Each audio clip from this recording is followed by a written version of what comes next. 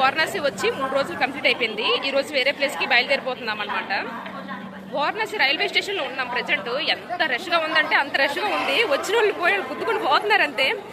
చాలా మంది మన తెలుగులో ఉన్నారు. చూసి మనతో మాట్లాడినప్పుడు చాలా హ్యాపీ అనిపించింది. ఇక్కడ మన తెలుగు డామినేషన్ చాలా ఎక్కువగా ఉందన్నమాట.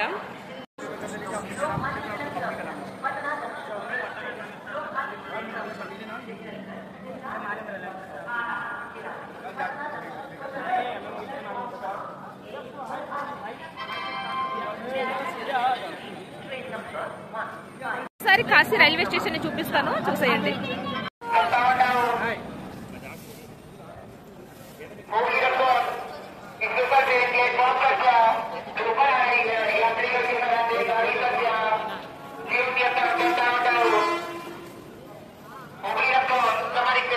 ఓకే అండి, థ్యాంక్ యూ ఫర్ వాచింగ్. ఉంటాను మరి.